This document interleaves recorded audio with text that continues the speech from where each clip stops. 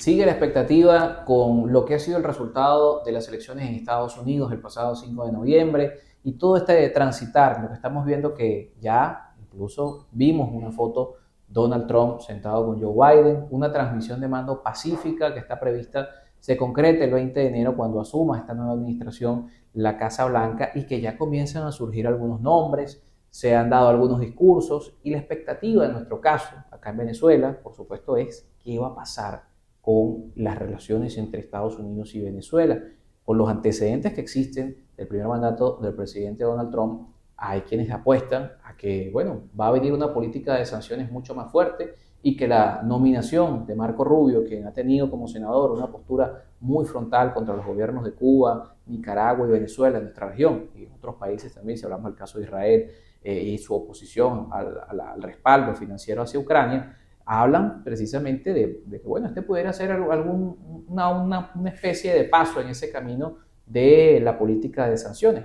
Pero otros son más optimistas o son más reservados respecto al panorama y consideran que hay una lección aprendida de lo que ocurrió en el mundo en el año 2019 con el desconocimiento del Ejecutivo Nacional, con lo que ha sido, por supuesto, el tema de la imposición de medidas económicas al país, que siguió a una administración demócrata con una serie de medidas un poco más flexibles, licencias que se otorgaron a empresas en particular, como el caso Chevron, y otras licencias que se abrieron, el caso de la licencia 44, la 44A, que permite que otros actores ingresen al mercado venezolano siempre con, por supuesto, la observancia del gobierno de los Estados Unidos. Que de alguna manera todo esto impacta, por supuesto, en el tema económico, que es el objetivo máximo o la preocupación máxima del venezolano. Es el tema de hoy en Debate Polanalítica. Tenemos al colega William Castillo con nosotros, viceministro de Parapolíticas Antibloqueo, además. Gracias. Hola, Carlos, gracias por la invitación. Un tema que si bien lo planteamos desde lo geopolítico, lo vamos a aterrizar en lo nacional, porque el tema de las sanciones, por mucho tiempo, el venezolano no lo termina de entender. Yo lo vivo muy seguido en el programa, en Globovisión, donde la gente cada vez que hablamos de sanciones dice, pero es que cómo se puede hablar de sanciones si uno ve camionetas de lujo en la calle. Y el venezolano no termina de entender, de alguna manera, qué es la sanción, porque los empresarios también lo dicen, con industria, Fedecámaras han dicho, las sanciones han hecho un daño nocivo a la economía venezolana, pero la gente insiste que no es el bloqueo, es la corrupción, es el saqueo, hay distintos términos que se acuñan respecto a esto y que al final distorsionan un poco la importancia de que este asunto de las sanciones llegue a una solución favorable para el país. Sí, bueno, muchísimas gracias por la invitación y sí, tienes toda la razón, hay un problema de información que no tiene que ver con lo que uno diga o no diga públicamente. Nosotros hemos desarrollado una gran campaña que se aprobó una ley antibloqueo que está cumpliendo 4 años en el año 2020. Se desarrollan permanentes campañas de información, incluso durante el debate electoral hubo algunas informaciones, vallas, claro. Pero es verdad que el venezolano termina asociando en una buena parte, porque eso ha venido cambiando también, pero inicialmente no relacionaba sus problemas de abastecimiento, de escasez, con el hecho de que se estuvieran imponiendo una sanción. Y eso es lógico, porque la gente tiende a decir, bueno, si no hay comida, o sea, alguien es responsable de que no haya comida, pero claro, no puede ser el presidente de Estados Unidos, claro, no puede ser Washington. Y la responsabilidad inmediatamente se traslada al gobierno, que es el que ejecuta políticas públicas. Así es. A medida que ha pasado el tiempo, la gente ha empezado a cambiar esa opinión y hoy, de acuerdo a varias encuestadoras, incluso la de Oscar Chemmel, ya 90% más de la población al menos reconoce la existencia de las sanciones como un problema. Claro. Repito, no te estoy diciendo que la gente conoce en profundidad ni que relacione específicamente el deterioro de su salario, de sus ingresos, con el hecho de que Venezuela perdiera sus ingresos en divisas y por las sanciones. Pero al menos ya hay una conciencia nacional y esas expresiones del empresariado te hablan también de que el empresario venezolano ha vivido en carne propia. Nosotros tenemos registrado que el 17% de las medidas coercitivas unilaterales de las 947 que tenemos han impactado directo e indirectamente al sector productivo y comercial del país. Entonces, digamos, el país ha ido tomando conciencia, pero estas opiniones, que son muy de redes sociales, muy de trending topic, que intentan... O de dirigentes políticos que pretenden de alguna manera... manera... y que intentan banalizar una cosa mucho más profunda, porque claro, una cosa es clara para terminar esta respuesta. Las medidas coercitivas, tal como medidas administrativas, están más contra el gobierno, no contra el sector privado. Entonces tú dices, bueno, si tú eres un importador y quieres abrir una tienda y quieres traer ropa, pues eso no está bloqueado. Entonces la gente ve, muchas tiendas, claro. tiendas, porque carros tú vas a calle, Europa, ¿no? China, Rusia y compras una cosa y la quieres vender en Venezuela entre privados, eso no está sancionado. Pero si tú eres un empresario y quieres traer una turbina o te ganas una licitación para arreglar el sistema eléctrico o el sistema de agua, tú puedes ser sancionado. Entonces, esa es la diferencia porque se cerró el comercio a Venezuela, hubieron limitaciones, hubo empresarios que perdieron contratos, perdieron líneas de crédito, cartas de crédito ya firmadas le fueron retiradas a partir de las sanciones contra el presidente y el gobierno de Venezuela. Entonces, repito, y además hay un tema de sobrecumplimiento, ¿no? Así es, ahí viene el famoso fenómeno, que es más complejo decir, de que no, yo hago cosas que van más allá de las sanciones por miedo a las propias sanciones. Claro. Entonces, bueno, no sabemos qué va para allá pasar. Congelamiento de cuentas. Mira, yo he hablado con algunos empresarios venezolanos que me dijo, mira, yo he tenido problemas hasta con mi tarjeta de crédito personal, porque a mí me identifican como un proveedor del gobierno. Y por más que yo demuestro que yo estoy trayendo otra cosa para el sector privado, que yo no estoy ayudando al gobierno, me dicen, bueno, vamos a empezar, tengo que contratar a un abogado, esperar 2 o 3 meses hasta que ellos verifican y entonces le liberan la tarjeta de crédito. Estoy hablando hasta ese nivel. Entonces, bueno, es un problema complejo, pero yo creo que hay una conciencia en el país de que es un problema, de que nos afectó a todos, nos ha afectado y nos sigue afectando, pero que por supuesto que hay muchos más problemas, la corrupción, etcétera, etcétera. O sea, nadie está diciendo que todos los problemas del país se reducen al tema de las medidas coercitivas unilaterales. Ahora, hablamos de este tema precisamente en un contexto donde está nuevamente el debate de si vienen o no vienen más sanciones, por lo que mencionaba en la introducción de este podcast, que tiene que ver con estos nombramientos que ha hecho el presidente Donald Trump y tiene que ver con el antecedente de lo que significó la primera administración de Donald Trump respecto al caso venezolano. Donald Trump fue, en sus 4 años, una administración frontal contra Venezuela, que llevó incluso, llegamos a ver a Juan Guaidó siendo aplaudido de pie en el discurso del Estado de la Unión. Es decir, un desconocimiento total de la figura del Ejecutivo. Y frente a eso hay quienes tienen sus reservas y dicen, Trump viene con la misma medida o Trump aprendió la lección. Sí, es un debate muy interesante. Yo quiero empezar diciendo lo siguiente. El presidente Nicolás Maduro hace unos días dio una opinión que plantea, digamos, en términos estratégicos, cuál es la relación. Él ha dicho, sí, no nos fue bien con Trump. Y cuando él dice no nos fue bien, no le fue bien a Venezuela, que recibió casi 500 medidas directas de los FARC, pero no le fue bien a Estados Unidos. Claro. Sus empresas petroleras perdieron negocios.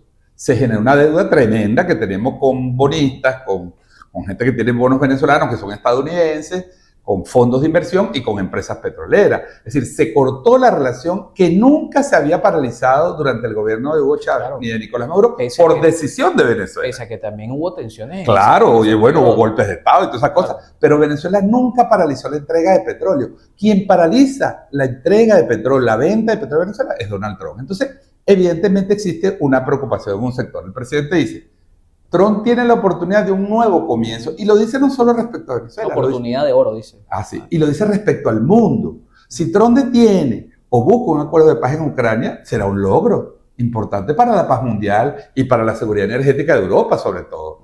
Si Trump modera, modifica, de alguna manera aprende la lección de su fracaso en Venezuela, que fracasó terriblemente, lo que pasó que a un costo muy alto para el pueblo venezolano, bueno, podremos pensar en tener relaciones vía algún mecanismo, licencias, acuerdos migratorios. Es decir, hay una agenda de trabajo entre Venezuela y Estados Unidos que está pendiente y que Venezuela ha dicho, yo estoy dispuesto a discutir todo siempre que respetes mi soberanía y no trates de interferir en los asuntos internos de los venezolanos. Yo creo que esa es una posición sensata. Pareciera que Trump, pese a los nombramientos, porque se habla mucho en redes sociales, claro, pero eso es un tema más complejo, cuál es el debate interno de los Estados Unidos, a qué responden estos nombramientos. Recuerda que los lobbies colocan gente, colocan piezas, las distintas empresas pujan. Todo el mundo empieza a cobrar su respaldo. Además, eso es abierto en Estados Unidos. El único mérito que tiene es que todo el mundo sabe que es así. Pero digo, a más allá de ese debate, creo que existe esa posibilidad y que Trump algo debe haber aprendido de su fracaso de política de máxima presión en Venezuela. Y si eso es así, yo creo que esos vientos agoreros y esas tendencias en redes sociales, para decir vienen las más sanciones, de gente que lo que quiere es hacerle daño a todos los venezolanos, yo creo que no se va a dar. Pero como Trump es impredecible, hay que esperar. Mira, el presidente Maduro se juramenta el 10 de enero y el 20 de enero Donald Trump. Es decir, coinciden casi los dos gobiernos. Exacto. Pero hay un detalle. Cuando Donald Trump salga de la presidencia en 2028, Maduro será presidente de Venezuela. Es decir, cuando Nicolás Maduro deje el poder, y lo deja, pudiera ser reelecto nuevamente, pero digamos, cuando termine este periodo en 2030, habrán pasado 3 presidentes de los Estados Unidos. Barack Obama, Donald Trump, Joe Biden y Donald Trump, por la Casa Blanca. Y si la Casa Blanca no entiende que las relaciones con Venezuela tienen que ser de respeto y que sobre ese respeto podemos tener las mejores relaciones económicas y diplomáticas, yo creo que podemos avanzar.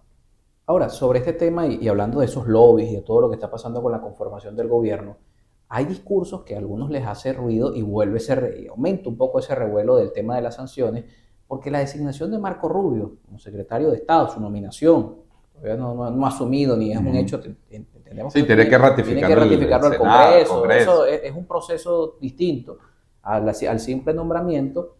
Bueno, habla y aparte figuras como Elon Musk, habla precisamente de lo pragmático de ese gobierno, que responde a intereses distintos. Por ejemplo, hay quienes pudieran pensar, bueno, a Estados Unidos le interesa, por supuesto, un socio confiable en el mercado de hidrocarburos, porque el hidrocarburo el petróleo sigue siendo la energía que mueve el mundo, pero Elon Musk no camina en ese sentido. A él no le interesa más petróleo, le interesan otro tipo de recursos porque él apuesta a los vehículos eléctricos. Entonces hay una serie de tal vez de contradicciones de ideas que complican un poco más hacer un análisis de cuál sería la postura final hacia Venezuela. Sí, sin duda. El gobierno de Estados Unidos, hay que saberlo, es un complejo de intereses. Repito, que es relativamente transparente para el público en el sentido de que el lobby es algo legal, o sea, tú eres una empresa y puedes contratar un bufete para ir a hacerlo, para que te aprueben una ley que beneficia al sector donde tú trabajas. Y eso está aceptado, incluso los americanos lo dan como una virtud de su sistema político, el hecho de que las transacciones políticas el financiamiento de la política es abierto y la gente está detrás. Ahora, evidentemente hay varios lobbies poderosos en los Estados Unidos. Uno, bueno, obviamente el complejo militar industrial, que tiene un peso, y lo vemos, que es el único sector que está creciendo de manera importante en estos últimos años de Biden, por el apoyo a Ucrania, por el involucramiento de la guerra. Que un gobierno de Trump se podría haber reducido porque él ha dicho que viene a acabar. Así es, pero ahí va a haber un choque también, porque hay parlamentarios que fueron electos por ese lobby.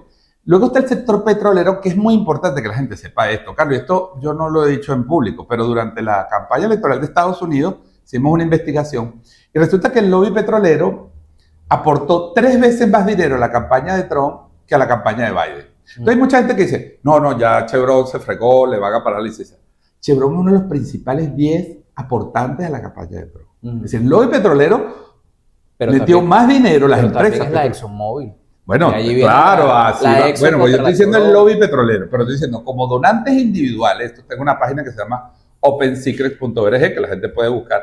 Es una página independiente que revela el financiamiento político en Estados Unidos. Como te digo, porque en buena parte es abierto. Entonces, ellos dicen, bueno, Chevron está entre los principales donantes de la campaña de Trump. 3 veces más invirtió de lo que le daba a Trump. O sea, si le daba $3 a Trump, $3, le daba $1 a Biden.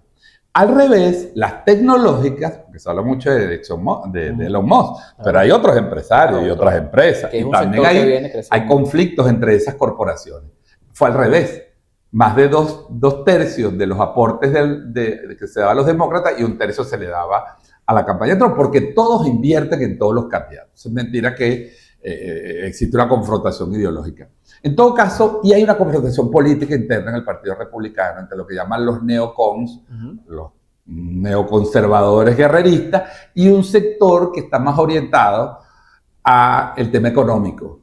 Hay una confrontación. Entonces, los nombramientos se los están disputando. El candidato de Trump fue derrotado en el Senado, que es el senador Rick Scott, muy amigo de Marco Rubio, pero Marco Rubio es designado en el Departamento de Estado. Hay un debate en los Estados Unidos sobre la sucesión.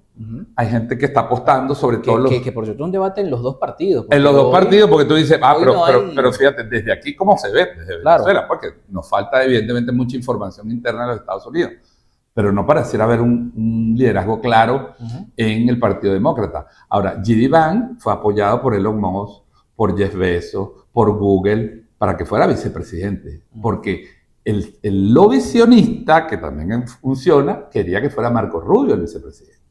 Entonces, bueno, le dieron el cargo, bueno, imagínate, no es un consuelo menor, pero él aspiraba a ser vicepresidente porque recuerda que en Estados Unidos el vicepresidente siempre está en la primera línea para la Claro, la sucesión. línea de sucesión. Entonces, hay hechos políticos, Además, hechos económicos. además hay que tener en cuenta la edad de Donald Trump, incluso está la posibilidad de que no termine su mandato. Así es. Estamos hablando de que va a asumir con 78 años. Y en Estados Unidos hay un principio no escrito, pero que todos los líderes, incluso Trump creo que lo va a asumir, que dice, mira, tu segundo mandato, tú tienes que salir en alto. O sea, tú no puedes dejar al país sumido en esto, sumido en problemas. Tú tratas de dejar un legado, tratas de dejar como salió Obama, pues, claro, como salió Clinton, como salió Reagan, es decir, con un país crecimiento, con un liderazgo internacional. Solo que el mundo ha cambiado. Y este no es el mundo de los 80, ni de los 90, ni de los 2000. Es un mundo pluripolar donde hay realidades y confrontaciones económicas y geopolíticas muy fuertes y va a requerir de un liderazgo de Estados Unidos que comprenda esa realidad y no que se aísle y que se refugie solamente en las armas y en la agresión para lograr sus intereses. Hay allí una fecha clave que es el 10 de enero y que, bueno, un sector de la oposición le tiene mucha expectativa a la posibilidad que esto signifique un hito que lleve a cerrar de alguna manera las posibilidades de Venezuela en los mercados globales. Y hablamos de los mercados globales porque al final todo lo que pasa en lo político termina repercutiendo en lo económico. El escenario de 2019 lo mostró. El desconocimiento a la figura del presidente Nicolás Maduro y el reconocimiento a Juan Guaidó significó, bueno, que Venezuela no podía acceder a recursos en el extranjero, que se impusieran sanciones económicas al país y al final terminó en la economía. La fecha del 10 de enero parece un hito clave para esto, ¿no? Mira, yo que he dejado de interactuar, sigo interactuando en la red X, pero le he bajado 2, porque yo creo que hay que hacer una reflexión sabiendo sobre esto, porque se le crea a mucha gente la idea de que esa es la opinión política, esa es la opinión pública de Venezuela. La opinión de Venezuela está en las calles, está en el metro, está en los mercados también, que a veces la recogen las encuestas y también las redes sociales se filtra. Pero ese mundo virtual de la opinión, de que se quiere crear la sensación de que va a pasar algo, yo lamento o de que todo el país está esperando. O todo el mundo está leyendo lo que yo puse en las redes sociales. Mira, yo lamento decirlo, no quiero decepcionar a nadie, pero yo creo que esto está otra vez en una propuesta aérea, comprando pajaritos preñados, comprando ilusiones. Bueno, acaba de pasar con la estafa de Eric Prince. ¿Cómo es posible que gente a través de unas redes sociales diga, da $100 o $20 para que un tipo venga a invadir y matar a la gente que puede ser tu familiar que va por la calle? Pero y hubo gente que sigue creyendo que eso va a pasar. Entonces, bueno, la gente es adulta y tiene derecho a pensar eso. Yo creo que en Venezuela estamos en un proceso de estabilización política sin duda, a pesar de los problemas que hubo, de los 27 personas asesinadas después del 28 de julio. Pero bueno, la justicia está actuando, estamos en un país de diálogo, hay un Consejo Nacional de Economía actuando, la economía está creciendo, vamos a un diciembre que siempre es una cosa en variables, bueno, se te mueven las variables porque hay un gran consumo, y creo que la gente, lo que decía hasta el principio, creo que la gente quiere paz para trabajar, paz para estar mejor. Creo, y me lo decía Schemmel también en sus investigaciones, que hay una recomposición de la opinión pública en general hacia un país más hacia el centro, menos hacia los extremos y más hacia la búsqueda. Mira, pongamos la economía primero y después seguimos debatiendo la política. Podemos seguir debatiendo política y tener ideas distintas, claro, pero no podemos dañar al país, que no haya transporte porque no hay gasolina, que se muera la gente en los hospitales porque no se puede traer vacuna. Yo creo que deberíamos apartar eso y ver los aspectos positivos que unen al país. Claro, pero hay actores que piensan que eso es darle oxígeno a Maduro. Bueno, pero es su opinión, pues no puedo cambiar esa opinión, lamentablemente. Yo creo que le están haciendo daño. Que de alguna manera es una traba para salvar. Claro, pero te repito, o sea, van a seguir apostando a dañar el país para saltar el poder. Es una discusión. Es decir, bueno, en fin, podemos debatir mucho sobre los planteamientos políticos y sobre las opciones políticas en Venezuela. Lo que sí es verdad es que el país todo en general, y te lo revelan las encuestas, los estudios de opinión, el país en general quiere paz, quiere trabajar, quiere seguir mejorando, porque el país está mejorando poco a poco, claro, progresivamente, porque no nos hemos recuperado aún de los impactos del bloqueo y las sanciones, pero sin duda 2024 es un país muy distinto a 2017. Claro, y las cifras de los organismos internacionales también hablan de un país que está creciendo. Así está creciendo tal vez en la medida en la que la gente esperaría, y por eso el tema de las sanciones es clave, ¿no? Está creciendo a una tasa muy alta, que es un promedio de 5% anual. Claro, en cualquier lugar del mundo sería una tasa exitosa. Increíble. Lo que no hemos logrado todavía es recuperar todo el daño producido, sobre todo en el valor del dinero, o sea, en el patrimonio que perdieron los venezolanos, todos los venezolanos. Perdieron el valor de sus prestaciones sociales, su salario se fue por el piso por la hiperinflación, familias se separaron, perdieron puestos de trabajo, empresas cerraron. Ese proceso viene recuperándose, pero todavía no estamos en el momento económico que estamos en 2013-2014 cuando se iniciaron las sanciones. Ahora, volviendo al tema de los Estados Unidos, y que es esto es una elección bien distinta, y lo que vamos a ver es un gobierno, parece un gobierno de empresarios, ¿no? A diferencia, nuestro invitado hablaba precisamente de que estos lobbies siempre han existido y en Estados Unidos la política es transparente en este tema del financiamiento, de cómo las corporaciones petroleras, Halliburton y todas las empresas de los hermanos Koch, todo lo que en el pasado siempre se ha hablado de cómo Rockefeller y todos los símbolos. Exacto, de todos los símbolos del financiamiento de la política. Pero una cosa era que acompañaban a la política hasta la puerta de la Casa Blanca. Ahora estamos viendo una política que le recibe al empresario y le da cargos. Un empresario que va a tener un departamento creado a su medida prácticamente. O sea, estamos viendo lo que viene el 20 de enero es un gobierno inédito, ¿no? No es un gobierno tradicional de la política. Así es un cambio importante en la política mundial que se está expresando ahora también en Estados Unidos. Porque fíjate, Milei se llena la boca diciendo: la motosierra que yo propuse aquí y que estoy aplicando, eliminando subsidios, eliminando puestos de trabajo, eliminando pensiones, Trump me la acaba de copiar porque yo creé el departamento para reducir, achicar y eliminar el Estado y ahora Trump lo acaba de crear. O sea, Milei se está, digamos, autoasignando ese logro.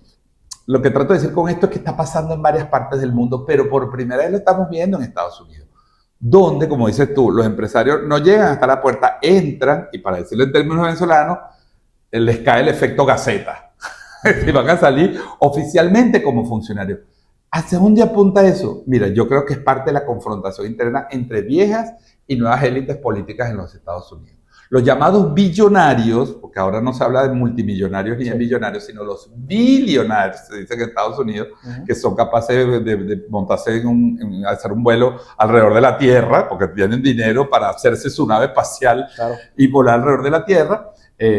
Bueno, están asumiendo directamente el control de la gestión del Estado. Algunos hablan de que Elon Musk ha construido también su carrera política y para eso necesita meterse en la candela. Bueno, yo no lo sé, no llego a tanto, no conozco tanto los proyectos de Elon Musk. En todo caso, se ve por su estilo, estos llamados tecnoseñores feudales, como dice Yanis Varoufakis, que no producen, sino que tienen una renta, que es la renta en la nube, que le damos todos cuando usamos los dispositivos y las redes sociales.